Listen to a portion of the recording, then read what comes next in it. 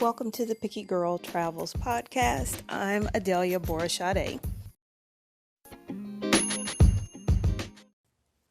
If you found out today that you would die next week or next month, would you be satisfied with the life that you've lived so far? Would you have any regrets?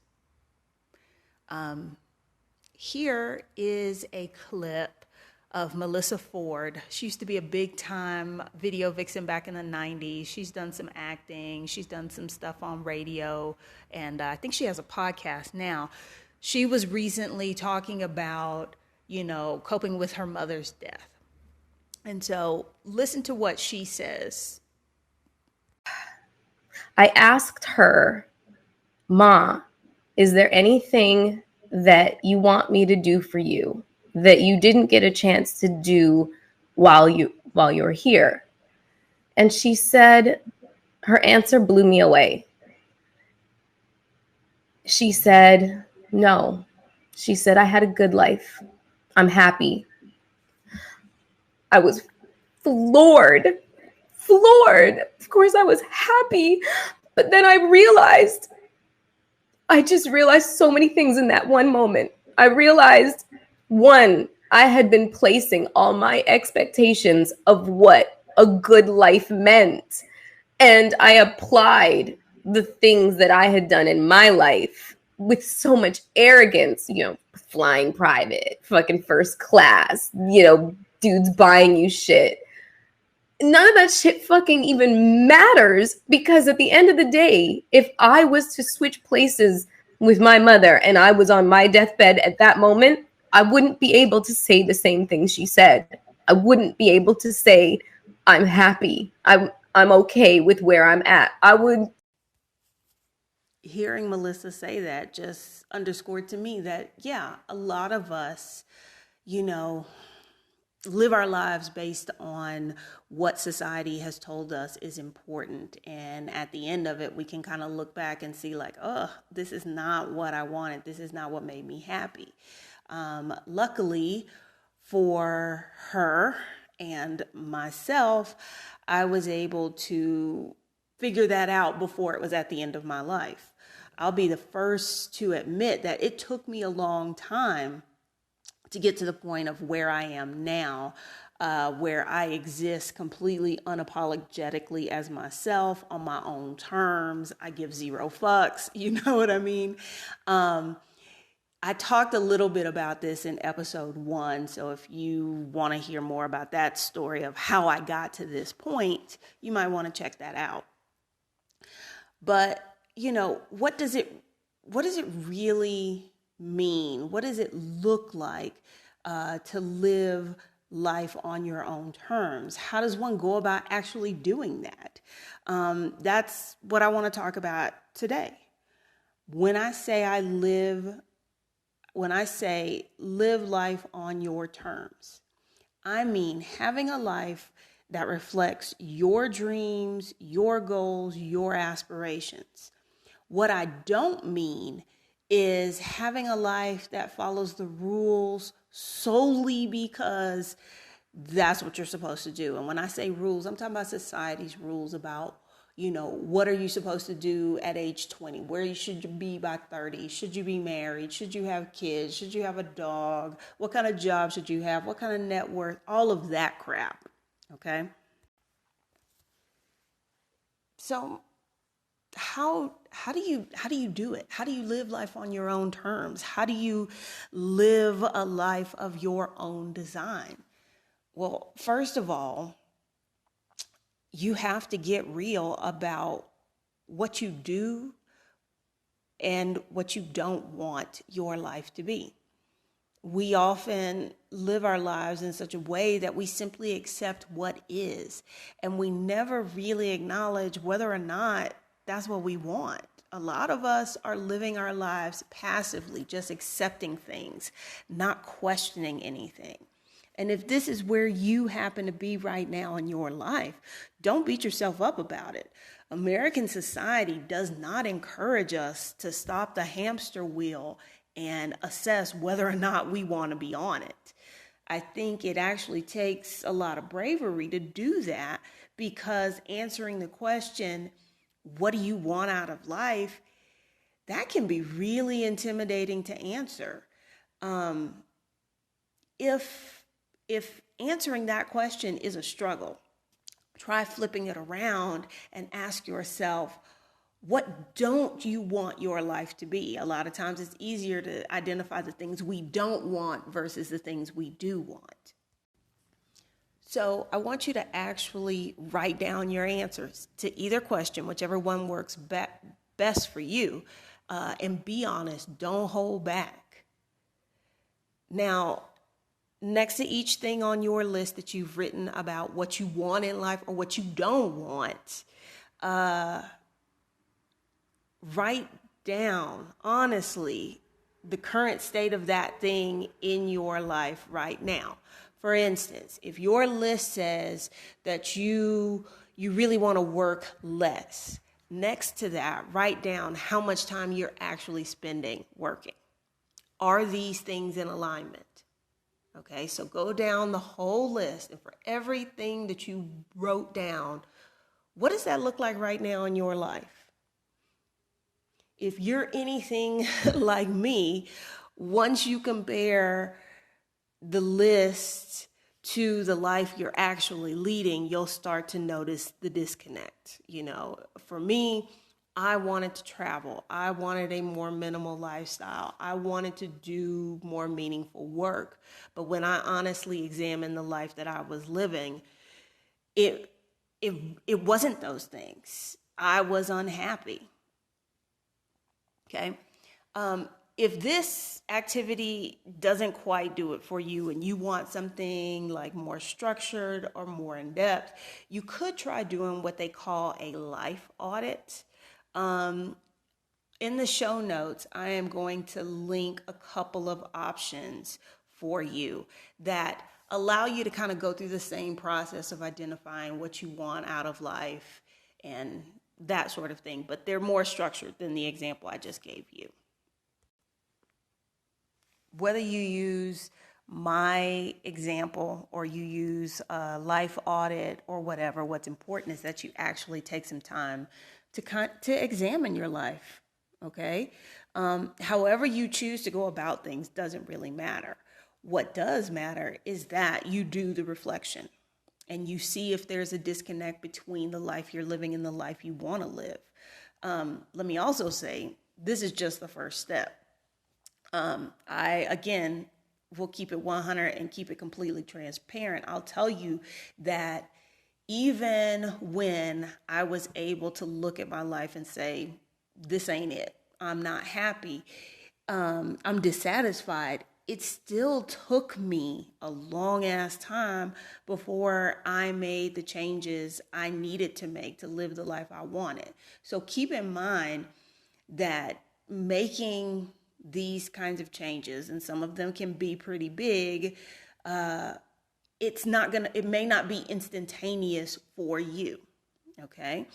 Once you know that you need to make some changes, how do you go about making them? That's the hard part. Because this is uncomfortable.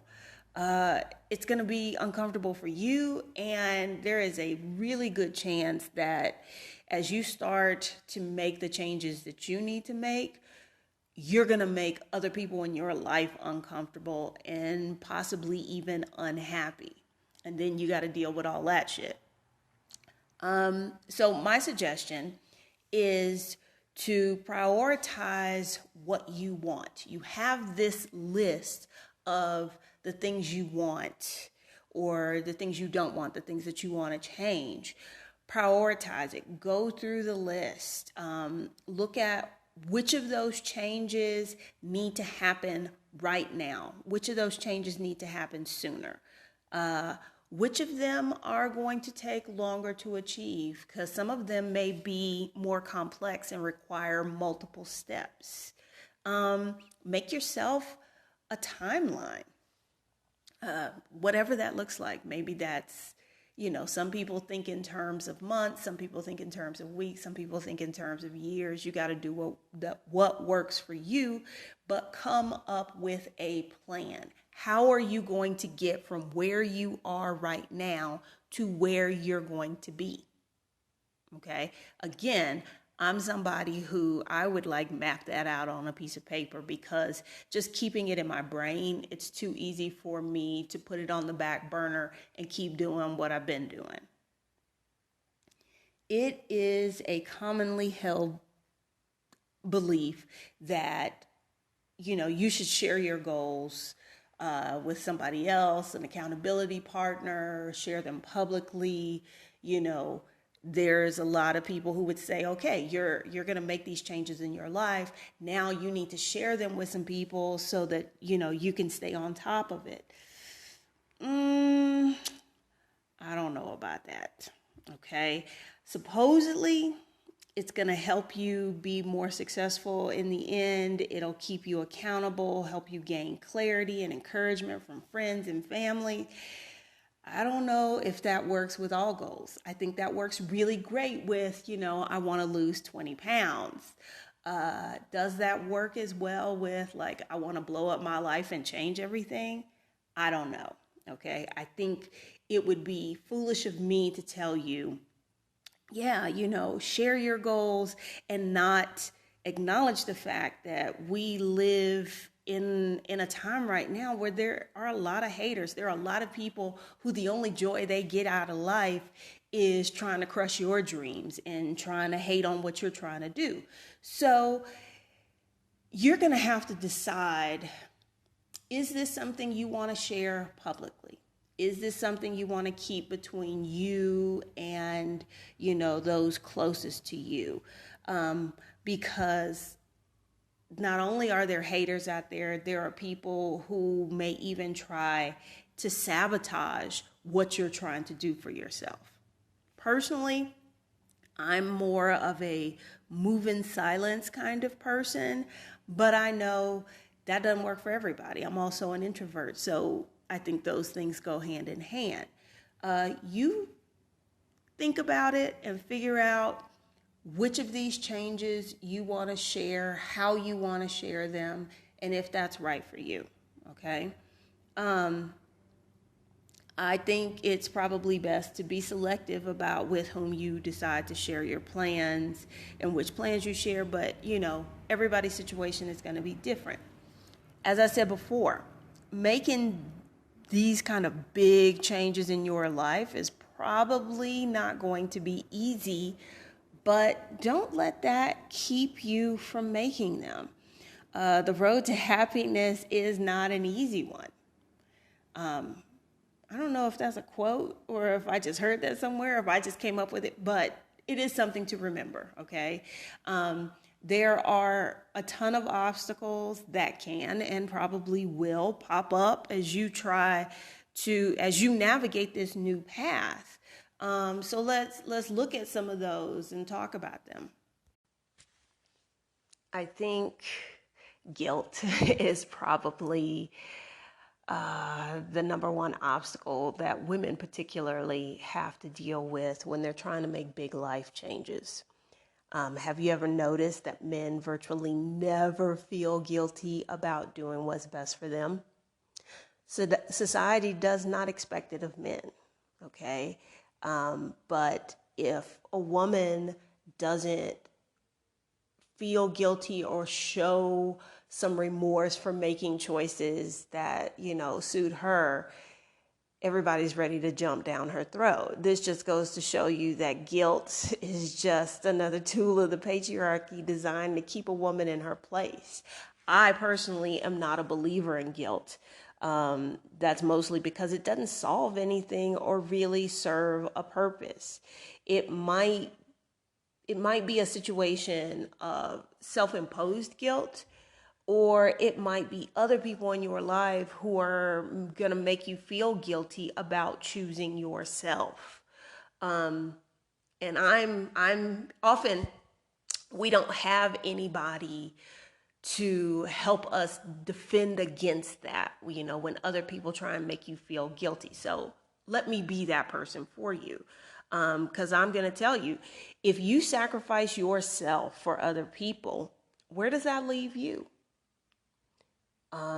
Women especially are, society drills into us all these sacrifices that we're supposed to make for our relationships, for our family, all of, a woman who looks out for herself is almost always painted as selfish.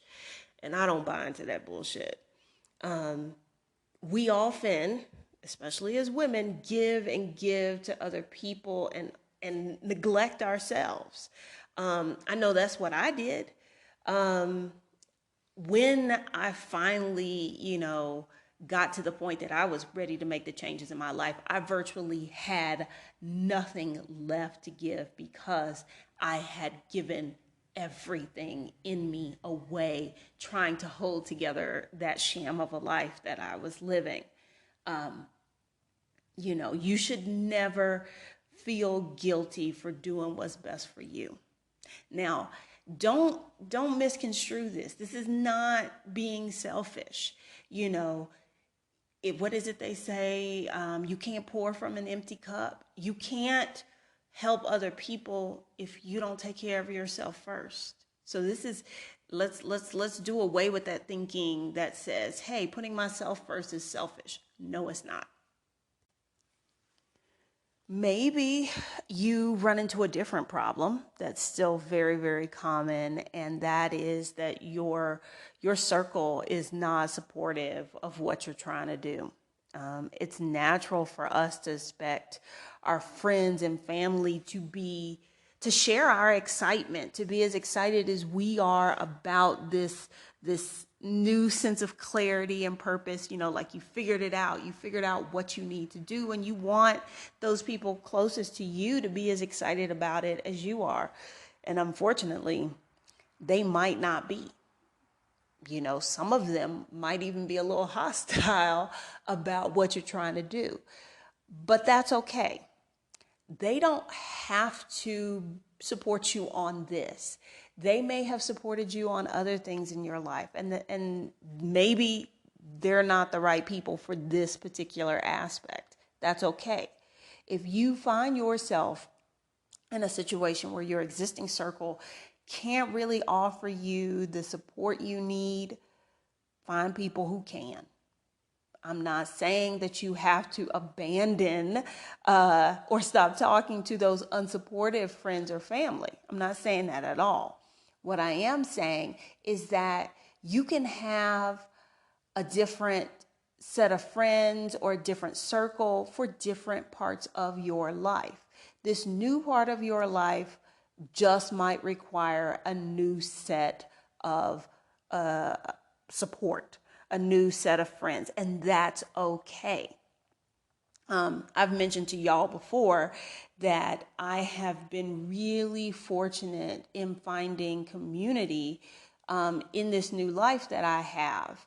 A few weeks ago did an episode where we talked about the importance of creating community. So that's episode 9. You might want to listen to that. Self-doubt is another thing that could get in your way of you trying to live life on your terms. At one point or another, basically everybody wonders if they're capable of doing something. What you're thinking about doing could be a radical change to how you've been living your life. So having a little bit of self-doubt is completely normal. But don't let it control you. Don't let it stop you from living your dream. If that's where you're finding yourself, lacking a little bit of confidence in your ability, I want you to stop and think about all the bold and brave shit you do just going through your life every day. You solve problems, you handle emergencies, you venture places alone, you get shit done. So you've proven already in all this time that you've been on earth that you are quite capable. Okay? Think about all the projects that you juggle between work and friends and family. If you weren't capable, would you have made it this far in life? I don't think so. Okay, so be sure to give yourself some credit. You're a badass. So don't let a lack of confidence get in your way. Finances. That's probably, maybe for some of you, the thing that popped up first. I don't see this as a big stopper. I know some people do.